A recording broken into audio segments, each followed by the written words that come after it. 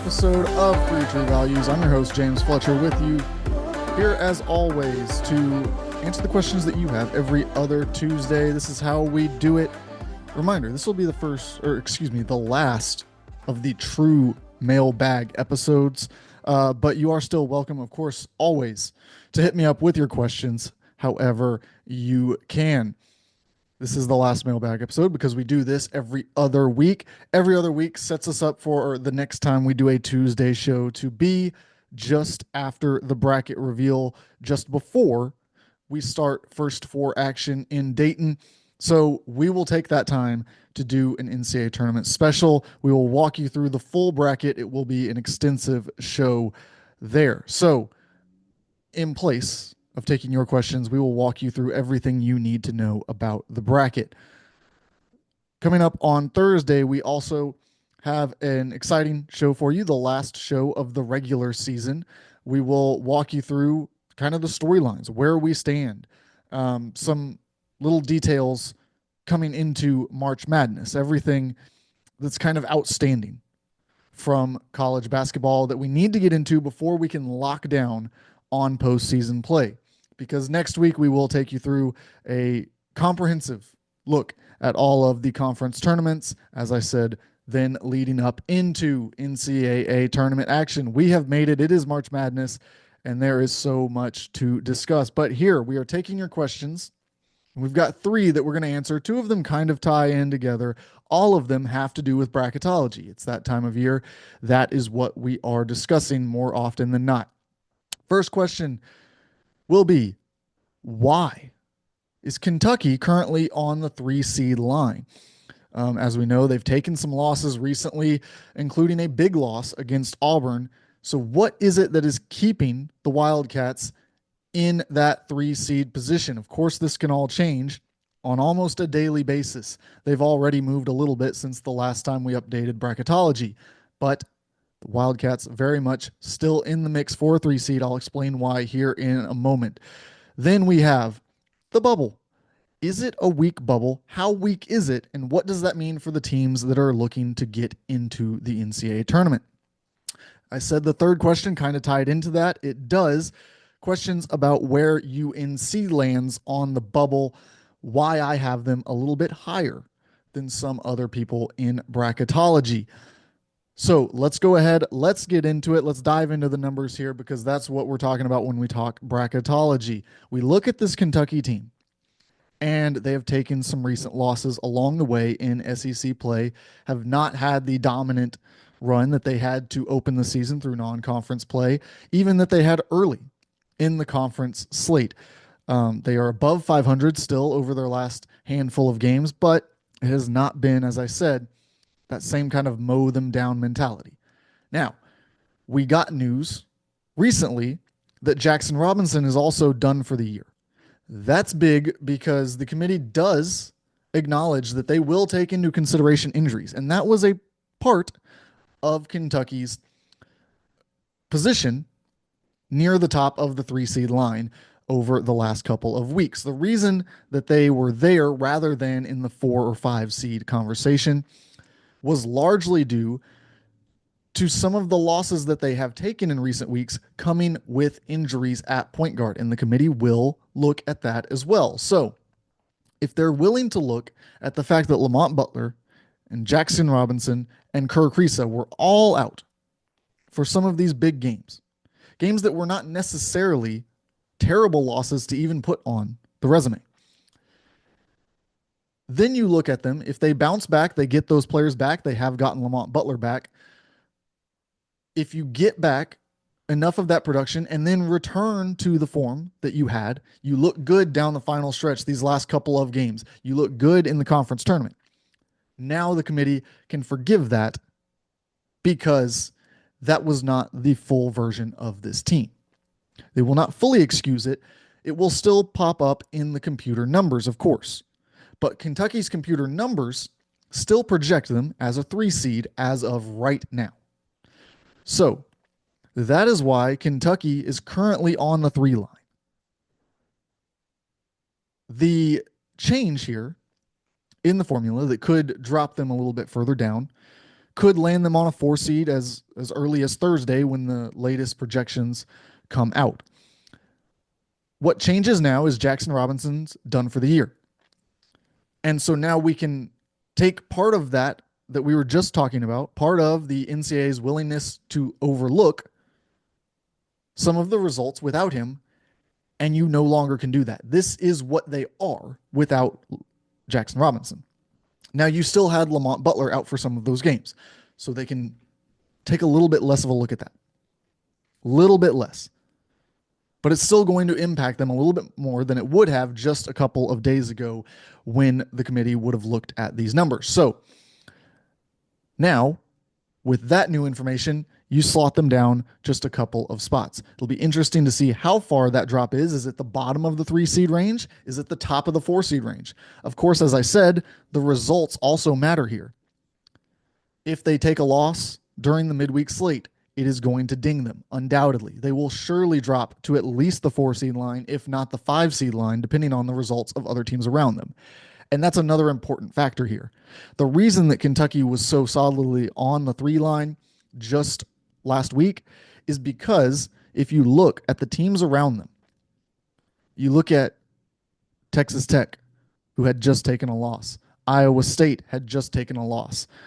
Purdue was bouncing back from some recent losses. Missouri, Texas A&M take losses. Michigan takes a loss. I mean, there was just a lack of teams to move above the Wildcats at that point.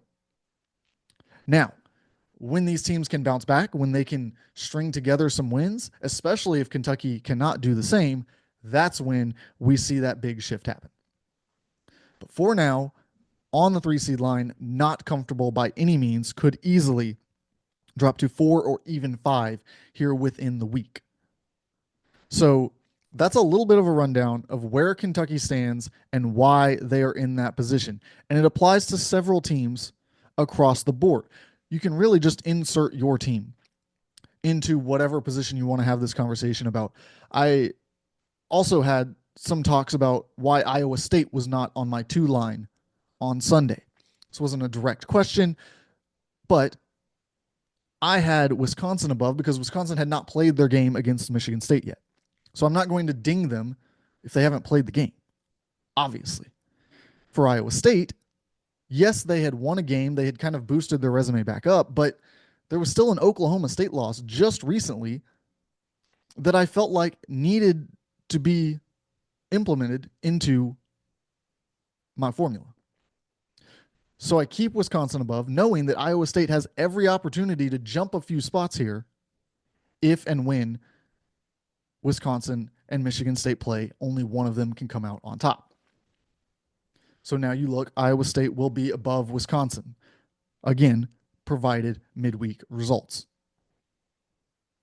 So that's kind of a little bit of what goes into some of those top seeds there. We're seeing it on the 1 seed line as well. We saw Alabama. They take a loss. They drop to 2. Tennessee moves up to the 1 seed line. It's close enough there that we have to do that. Houston slots up to 3. Auburn and Duke are the only 2 that are fully safe. Auburn was fully safe, honestly, a little while ago. Duke is now fully safe. They will be a 1 seed regardless of what happens in their last game of the regular season and the ACC tournament. They can afford to take 2 losses and will still be on the 1 seed line because the top 2 contenders to jump onto the 1 seed line from the 2 seed line are Alabama and Florida. We already have 2 SEC teams on the 1 seed line. So that conference tournament, only one of the 4 can run the table and pick up a lot of wins there. So that is kind of where we stand at the top of the bracket. As we move down towards the bubble, there are questions about the strength of this group. And it is a little bit difficult to unpack because some of the strength of the bubble is often determined by the record, because the computer numbers are generally relative. Now, we can dive into the computer numbers and we can get the actual data behind them to show strong bubble, weak bubble, how it stacks up year over year, how good this team was versus the teams that were ranked in that position previously. Again, though, some of it is relative to that season. So it can be a little bit more difficult to make these judgments. But when we look at this bubble, I think the greatest way to determine whether it is a weak or strong bubble is A, by the number of teams that are genuinely in contention that you think should be on the bubble. That's the first thing. How many teams do you look at and you say, that team, I would like to see them in the NCAA tournament? Because I don't think this is a deep group at all. To be completely honest, I think it probably tails off at about Cincinnati right now. And that would be just the next four out. Excuse me, that'd be the first four out. So it's just not that deep of a group. Now, conference tournaments can shift this quite a bit because we've got VCU above the line. We've got UC San Diego right there on the line. New Mexico, of course, above the line as well. All of that pushes this bubble down the seed lines. We've currently got one 11 v 11 matchup, one that will be a 12 seed matchup. That could shift again back to 11 and 11. It all comes down to these numbers, how they crunch out in these final couple of weeks. Who wins conference tournaments plays a big role there as well. So these bubble teams, you look, and the SEC teams and the Big Ten teams in particular who are on this bubble. You can throw the Big 12 teams that are in the mix, even the ACC teams as well. These power conferences that have bubble teams. And obviously the record is difficult to judge because of the strength of some of these different conferences. You might see a team that has 12, 13 losses already, guaranteed to take probably one more at least in the conference tournament, and you think that's just too many. But then you look at the team below them, and it's an 11 or 12 loss team that really hasn't shown anything more than what they have. Their computer numbers are generally worse. And so you say, okay, we can make this case. NCAA tournament teams should be 500 in their conference. They should be no more than 11 or 12 losses. They should fit all of these criteria that we have historically used, that we have kind of ingrained as part of bubble talk. The reality, though, is that just isn't the case. There is so much more parity across college basketball and so much more parity within these conferences.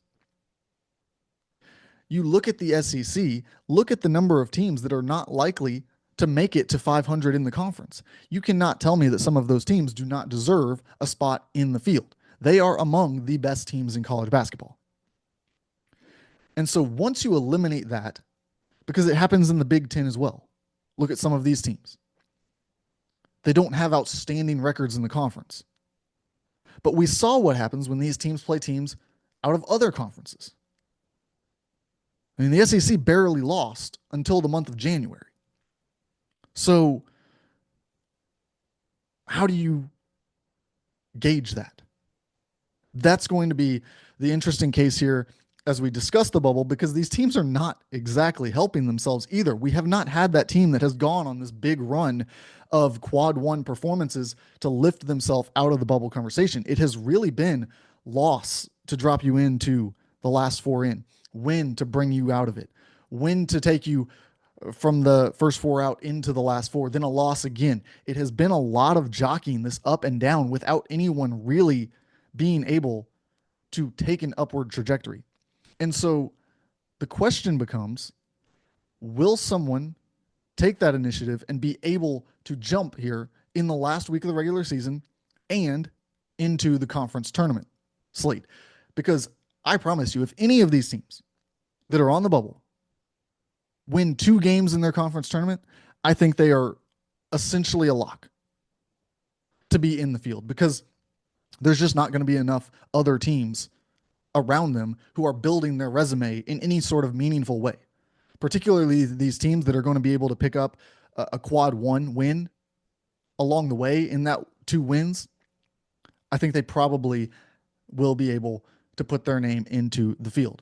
So that brings us here to North Carolina as we wrap up today's show. Where is North Carolina? Because I have them as the last team above that last 4 in. So they're in the field as an 11 seed. They would not have to go to Dayton as of right now, but they are still very much in the bubble mix. Don't think that because I don't have them in that first four out that I think that they are safe by any means. The reason, though, that I have lifted them above this conversation for now is because A, they've played better basketball.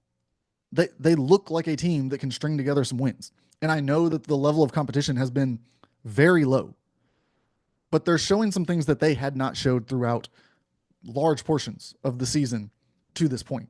They've seemed to have gotten something figured out there. And I think that deserves rewarding when some of the other teams that are around them clearly do not have it all figured out. They're struggling on a nightly basis to put the pieces together. So you add on to that more than any of the teams around them, they have been able to string together a win streak here. It's them and Xavier are the ones who have actually strung together results throughout February. And so, like I said, regardless of the level of competition those wins came against, at some point, winning matters. And your form coming into March matters. North Carolina has a good of case as any of these bubble teams to be in good form. Right now, they are actually picking up wins. They have been the team that has done the least damage to itself across recent weeks. So, not the most glowing endorsement that I can make of their case, but it does right now have them, I think, in the field.